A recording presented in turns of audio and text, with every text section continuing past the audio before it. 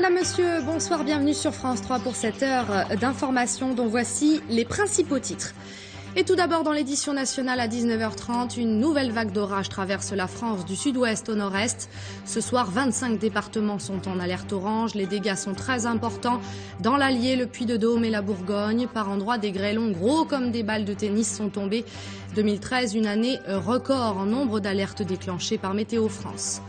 Dans l'actualité en Limousin, 250 tonnes de foin parties en fumée cette nuit sur la commune de Valiergues en Corrèze. Un incendie dans une grange équipée de panneaux solaires qui a nécessité d'importants moyens durant toute la nuit, une bonne partie de la journée. Comme tous les soirs, notre page Corrèze avec notamment la préparation intensive des rugbymen du CAB depuis hier à Buja, un stage qui se poursuivra toute la semaine. Nous retrouverons Thierry Giraud dans quelques instants. Enfin, la musique de Franz Schubert va résonner de nouveau pendant 3 jours en Creuse. Vous découvrirez à la fin de ce journal le programme de la 2e édition des Schubertiades qui démarre ce soir à Fresline. Mais avant cela, ce braquage à main armée ce midi dans une bijouterie du centre-ville de Limoges. D'après les premiers éléments de l'enquête, le préjudice s'élèverait entre 150 000 et 200 000 euros. L'auteur des faits a pris la fuite. Les précisions de Cécile Descubes et Veit Blumeluber. 12h25, un braqueur entre avec une arme de poing dans cette joaillerie-horlogerie du centre-ville de Limoges. Une boutique où, a priori, l'on vend une marchandise plus chère que dans une bijouterie classique. Les quelques commerçants restant ouverts entre midi et 2h n'ont rien remarqué, ou presque, comme ce vendeur situé juste en face. Enfin, moi j'ai vu juste surtout de l'agitation quand la police est arrivée. A priori quelqu'un serait rentré avec un revolver et puis serait reparti apparemment avec pas mal de choses selon ce que j'aurais entendu de la police. Après, moi j'ai pas vu de personne avec plein de sacs etc. sortir. Il n'y a pas eu de voiture qui est arrivée au coin de la bijouterie. Non, apparemment c'est fait très calmement, très tranquillement. Il serait arrivé, il serait reparti avec dans une petite sacoche ou quelque chose comme ça en bandoulière apparemment. Butin 150 à 200 000 euros. Le braqueur qui aurait agi seul s'est fait remettre argent liquide, montres et bijoux. L'enquête a été confiée à la police judiciaire. Selon certains commerçants, ce serait la seconde fois en peu de temps que la joaillerie se fait braquer. Elle a été fermée tout l'après-midi et comme s'il ne s'était rien passé, la vie a repris son cours dans cette rue très commerçante. En bref, une nouvelle noyade cet après-midi vers 16h30 à Marcillac-la-Croisilles en Corrèze. Un homme de 79 ans qui se baignait avec son épouse dans les eaux du lac aurait eu un malaise. Les secours ne sont pas parvenus à le réanimer.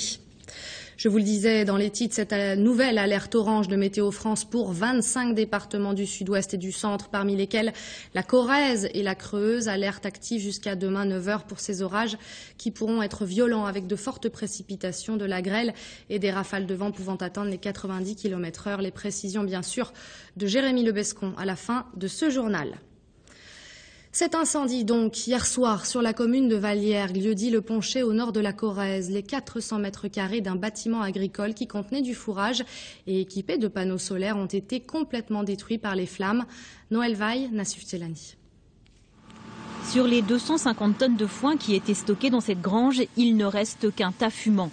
L'incendie a démarré hier soir vers 20h.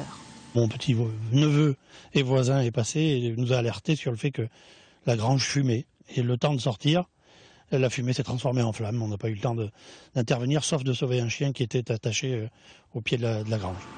Très vite, les sapeurs-pompiers de la brigade locale interviennent. Mais devant l'ampleur du sinistre, des renforts sont appelés. Au total, une dizaine de véhicules et une trentaine de pompiers ont travaillé toute la nuit pour confiner l'incendie dans la grange. La difficulté reposait sur sa situation, très proche d'une maison d'habitation et d'un autre bâtiment à usage de remise. Une partie de la couverture était équipée de panneaux photovoltaïques, donc le danger que représentent ces équipements-là. Également dans les difficultés, une cuve d'hydrocarbures partiellement vide, mais bien entendu non dégazée, donc avec des risques d'explosion. Ce matin, la maison d'habitation est intacte et aucune victime n'est à déplorer, mais le bilan est lourd pour l'éleveur. Évidemment, il y a tout le fourrage, ou quasiment tout le fourrage d'une année pour un cheptel de vaches. Il y a quelques aliments d'élevage, mais il y a aussi la structure du bâtiment qui est complètement détruite. Et puis une partie de production photovoltaïque, même si elle était un tiers, qui aujourd'hui est totalement démantelée. Les pompiers sont restés sur place toute la journée pour éviter les reprises de feu et évacuer le foin restant. Une enquête est ouverte pour déterminer les causes de cet incendie. Et face à des pertes aussi importantes, la solidarité entre éleveurs est une réalité. Et pour preuve, cette action des agriculteurs creusois qui se mobilisent pour venir en aide à leurs collègues des Pyrénées durement touchés par les inondations. La collecte de fourrage est lancée depuis quelques jours et déjà plus de 100 tonnes de foin ont été récupérées à Saint-Agnand-de-Vercy, Jean-René Lavergne et Thomas Milan. Pascal Josse, éleveur de vaches limousines, consacre un après-midi à préparer une expédition de fourrage pour ses collègues des Hautes-Pyrénées. La collecte à l'échelle du département de la Creuse vient d'être lancée. Josse donnera une dizaine de tonnes et comme lui, ils sont nombreux déjà à puiser dans leurs réserves au nom de la solidarité agricole. Les gens sont mobilisés et sont prêts à donner. Tous les gens qu'on a contactés sont solidaires et ils veulent donner du foin à plus ou moins grande quantité suivant ses moyens. On n'a pas tous des récoltes abondantes, mais en solidarité avec nos collègues des Pyrénées, tout le monde est là, prêt à donner. Selon les volumes de récolte de cette année, selon les stocks, chacun fait comme il le veut, comme il le peut. Mais au-delà des quantités de foin qui rempliront les remorques de la solidarité, ce don de fourrage est riche en symboles pour les producteurs creusois. C'est toujours bien de donner, et surtout quand on a pu déjà nous aussi recevoir des autres départements comme nous on en avait besoin. Et c'est ça l'entraide entre les départements, entre les agriculteurs, entre les différents élevages ou céréales, ou etc., etc. Tant qu'on peut s'aider, il faut le faire.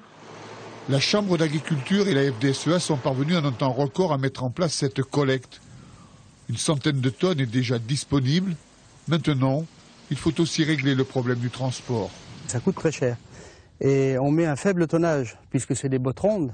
On ne peut pas mettre un tonnage important, et ce qui augmente le coût de transport. Donc les gens des Pyrénées sont un peu embêtés justement avec ce problème de transport. Il faut trouver les moyens, les financements. Ce fourrage finira bien par rejoindre les Pyrénées à un moment ou un autre. Les agriculteurs creusois ont déjà fait une partie de la route en puisant généreusement dans leur stock.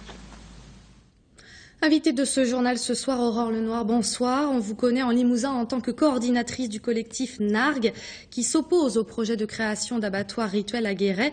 Votre collectif est à l'origine d'une pétition qui a déjà récolté plus de 20 000 signatures sur papier et sur Internet. Alors tout d'abord, qui sont les membres de ce collectif ?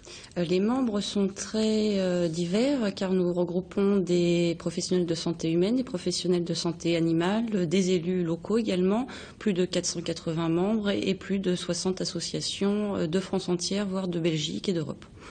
Et même de plus loin dans le monde apparemment. Voire de plus loin, nous avons des associations des Philippines, une association du Vietnam. Effectivement, beaucoup d'associations se sentent concernées par ce problème de l'abattage sans étourdissement. Alors on va découvrir quelques images. Attention, des images qui peuvent heurter la sensibilité de certains téléspectateurs. Alors pour vous opposer à cet abattage rituel qui est un abattage légal, vous évoquez des raisons de bien-être animal mais également des raisons sanitaires. Quel est votre argument principal ? Notre argument principal, il va avec notre combat en général, à savoir la cause animale. Donc c'est la souffrance animale. La souffrance animale qui est due à l'égorgement d'un animal conscient, pleinement conscient, à la section de tissus qui sont fortement énervés au niveau du cou, surtout pour les bovins, et à l'aspiration du sang dans les poumons qui provoque une sorte d'émotion d'étouffement, donc ce qui peut être vécu terriblement par l'animal. Alors dans l'actualité, ces derniers jours, on en a parlé, la sénatrice UDI Sylvie Goy-Chavent, qui souhaitait un étiquetage des viandes abattues donc sans étourdissement, a reçu des menaces de mort. Elle a d'ailleurs décidé de porter plainte. Vous soutenez ce projet d'étiquetage ? Nous le soutenons dans le sens où c'est un premier pas en avant. Elle a eu le mérite de porter le sujet sur la place publique et l'on voit à quel point c'est un sujet sensible. Nous le soutenons parce que c'est un vrai grand pas en avant. Sujet sensible, vous venez de le dire, votre cause, c'est donc la défense du bien-être animal, mais n'y a-t-il pas tout de même un risque que ces actions menées par votre collectif soient récupérées par d'autres associations ou d'autres idéologies, je pense notamment à l'extrême droite ? La politique ne nous intéresse pas. Notre véritable combat, c'est la souffrance animale et aucun autre combat. Vous avez dû certainement vous renseigner sur moi-même. Je ne suis inscrite à aucun parti politique ni à aucune idéologie quelconque. Nous nous battons véritablement dans ce sens-là. Non, nous n'avons pas peur, c'est un sujet qui existe depuis des années. Nous n'avons rien contre les consommateurs de halal et de kasher. C'est un sujet qui existe depuis des années, qui a eu gain de cause dans les années 60 avec l'obligation d'étourdissement. Donc c'est pour nous voulons remettre ce débat justement sur le terrain public, car il y a vraiment un gros problème de bien-traitance animale. Le monde de la consommation empiète sur le respect du bien-être animal, et ça c'est intolérable. Eh bien, merci. Sachez, je crois également qu'une nouvelle action est prévue à la mi-août. Pas de date fixée encore? Pas encore. Merci beaucoup, en tout cas. Je voudrais juste une petite précision. Vous ne savez peut-être pas, on va voir les images, vous ne savez peut-être pas que 50% de cette viande va dans le circuit de distribution classique. Donc, vous-même, comme les téléspectateurs, on a forcément mangé, ont forcément été trompés. Et cela, le collectif NARG ne le tolère pas. Merci. On n'a plus de temps, désolé. Merci beaucoup, Aurore Lenoir, d'avoir accepté notre invitation ce soir. Coup de soleil, piqûres ou déshydratation pendant l'été, vous êtes nombreux à vous rendre dans les hôpitaux pour faire soigner ces petits traumatismes, des blessures qui ne relèvent pourtant pas du tout d'une prise en charge en urgence, raison pour laquelle les professionnels de santé alertent chaque été sur ces comportements qui peuvent nuire au bon fonctionnement des services. Exemple au CHU de Limoges, Ophélie Geomataris, Nassuf Zielani. Alors quand on a un plâtre, Basile, on ne peut pas le mouiller. Donc pour la douche... Bras dans le plâtre, pour Basile, un petit rappel des précautions à prendre s'impose.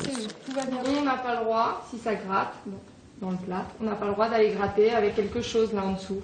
Ce jeune garçon de 8 ans vient de tomber d'un quad avec sa sœur. Diagnostic, fracture du bras. J'avais de la buée sur mon casque et j'ai pas vu la clôture. Et le quad s'est pris dedans. Et puis il s'est renversé et nous on est tombé de l'autre côté. On a sauté. Et tu as très mal là maintenant ?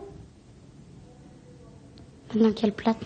Ces petits bobos, le lot quotidien des urgentistes du CHU de Limoges. Mais en période estivale, il diffère quelque peu du reste de l'année. On a toutes les piqûres d'hyménoptères, on a les déshydratations, on a les accidents de piscine et les accidents de tous les sports aquatiques. Il y a ce qu'on appelle la traumatologie. Soit une traumatologie routière qui est en augmentation, mais ça c'est la période estivale, il y a les transhumances, il y a les gens qui ne connaissent pas trop la région qui arrivent. Ensuite il y a l'accidentologie domestique, avec une augmentation des accidents domestiques qui sont liés aux activités de plein air. Autant de pathologies qui ne relèvent pas toujours de l'urgence. Le SAMU de Limoges reçoit en moyenne 300 appels par jour et certains ne sont pas justifiés.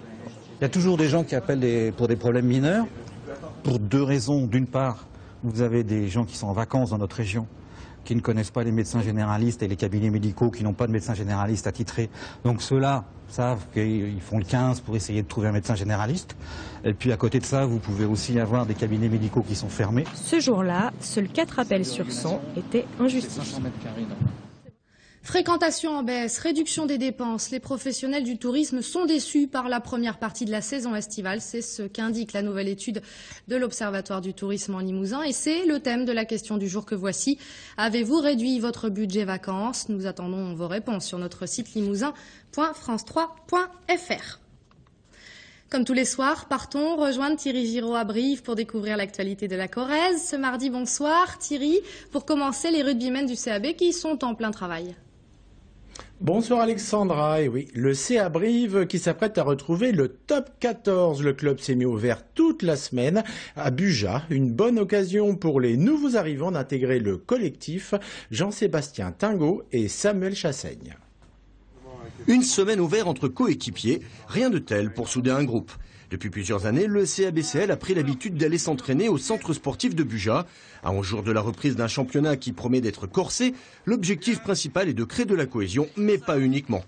C'est d'affiner encore tout ce qu'on propose au fur et à mesure, c'est d'entrer un peu plus précisément dans toute la conduite offensive, défensive, en amenant quelques combinaisons, tous les mouvements de jeu qu'on souhaite avoir, dans quelle zone on va aller travailler, pourquoi, comment, voilà, pour se préparer au mieux sur les éléments stratégiques qu'on mettra en place pour les premiers matchs, quoi.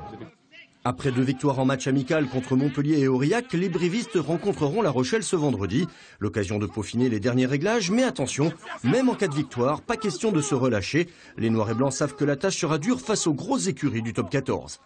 Ce qui serait bien, c'est de gagner ce match contre La Rochelle avec un peu, voilà, avec quelques certitudes, mais que la semaine prochaine on rebosse et qu'on se dise voilà, ça va être très compliqué. Quand on voit le match Metro Racing Toulon, ça a tapé très fort, donc ça va être très compliqué d'attaquer ce championnat. Donc voilà, il faut faire un bon match contre La Rochelle et après on pourra se pencher là-dessus. Heureusement, l'équipe pourra compter sur ces nouvelles recrues à fort potentiel, comme par exemple le centre australien Alfie Mephi, arrivé en France il y a 2 jours. Je veux gagner le respect de mon équipe en premier lieu. Je viens d'Australie, donc ils attendent que je sois performant. Je dois bien jouer pour moi et pour l'équipe. Ce que je veux prouver, que je peux jouer à ce niveau et que tout le monde soit content. Il faudra attendre le 17 août pour être fixé sur le niveau de l'équipe. Pour cette première journée du top 14, le CABCL affrontera le Racing Métro 92, l'un des poids lourds du championnat. La 10e édition de Brief Festival s'est terminée. 15 jours de concerts et d'animation, des artistes de renom. La manifestation a su prendre de l'ampleur au fil des années. Aujourd'hui, avec un budget de 850 000 € et une centaine de salariés mobilisés pour l'occasion, la machine est bien rodée. Laetitia Théodore et Marion Heller. Dernières allées venues des pelleteuses pour retirer les 800 tonnes de sable. Ce soir, la place du 14 juillet aura repris forme initiale. Car pendant 15 jours, le lieu avait une toute autre dimension. La preuve. Bébé Brune, Olivia Ruiz, Tété, Ayam ou encore Christophe Mahé qui signe le nouveau record de la manifestation gaillarde avec 4200 spectateurs. L'ex-Brief Plage est devenu Brief Festival pour cette 10e édition. Nouveau nom pour bien marquer la qualité grandissante des artistes qui s'y produisent. Un festival qui gagne en notoriété sans perdre son âme originale, décontractée et familiale. Par exemple, le groupe Ayam et cette soirée rap où Akhenaton me disait mais c'est la première fois que je donne un concert de rap et où je vois des enfants faire des pâtés de sable pendant que d'autres rappent à côté. Donc c'était des moments un peu magiques. Et puis cette soirée avec Olivia Ruiz, Bébé Brune qui sont venus, qui sont passés sur les bars, rencontrer les partenaires, qui ont fait des centaines de photos avec des personnes et des fans sur site. Brief Festival, ce n'est pas que 4 soirées payantes, apéro-concerts, tournois et animations sportives, flash mob, défilés de coiffure. Pendant 2 semaines, le lieu mixe les générations. Le cru 2013 a marqué les esprits. Les organisateurs sont déjà en selle pour préparer l'avenir. Il faut à la fois qu'on renforce la programmation, qu'on continue à accueillir des artistes de renommée nationale, voire internationale. Ça, c'est vraiment un objectif. Et puis aussi qu'on continue à consolider nos partenariats, sans qui rien ne serait possible. Donc il y a à la fois ces 2 volets, le volet musical et puis le volet financier. Cette année, 75 000 visiteurs ont foulé le sable bréviste et 40% des spectateurs résidaient à plus de 100 km. En 10 ans, Brief Festival s'est fait une place au soleil. Pour finir, Thierry, une idée de sortie? Tout à fait, avec les randonnées pédestres organisées depuis 5 ans par le Conseil général de la Corrèze. 19 communes et leur patrimoine souvent caché sont à découvrir. Demain, la randonnée a pour cadre Saint-Bonnet, les Tours de Merle, les balades en Corrèze. C'est jusqu'au 21 août. Voilà, la page corrézienne s'est terminée pour ce soir. À demain. Merci Thierry, à demain. Avant de refermer ce journal, un peu de musique classique avec la 2e édition des Schubertiades en Creuse. Début des festivités ce soir à Freslin avec l'ensemble Cordissime et un quintet à cordes qui sera demain à la Souterraine et vendredi à Grandbourg. Jean-René Lavergne, Thomas Milan.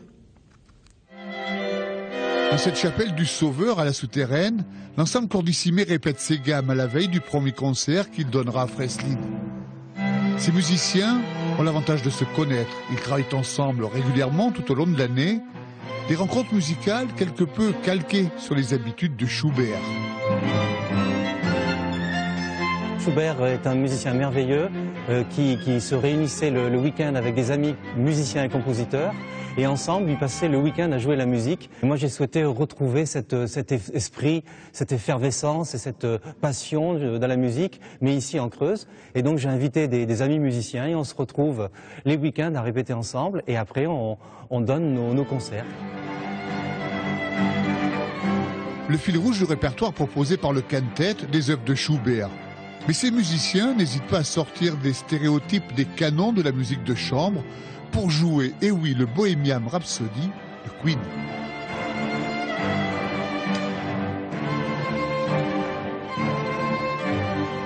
La musique de Freddie Mercury qui est aussi plus populaire. Et nous aimons faire ces ponts entre les styles. Nous aimons beaucoup mélanger les différents publics, les différents styles. On n'a pas envie d'être des musiciens classiques rigides comme on en a l'image. On a envie de casser cette image, justement. On est drôle, on aime, on partage. Les premières notes des Schubertiades, version 2013, seront jouées mercredi soir à Freslin. Et le festival va se poursuivre jeudi à la Souterraine et vendredi à Grandbourg, toujours en fin d'après-midi. Avant de refermer cette édition, je vous rappelle ce braquage à main armée ce midi dans une bijouterie du centre-ville de Limoges. D'après les premiers éléments de l'enquête, le préjudice s'élèverait entre 150 000 et 200 000 euros. L'auteur des faits a pris la fuite. Une enquête est en cours. Voilà, c'est la fin de cette édition. Merci de votre fidélité. L'information se poursuit sur notre site limousin.france3.fr. Dans un instant, la météo, puis votre édition nationale. Prochain rendez-vous avec l'actualité en Limousin, Poitou-Charentes dans le Soir 3. Je vous retrouve demain à midi pile et à 19h. Très belle soirée. L'info régionale continue sur France3.fr.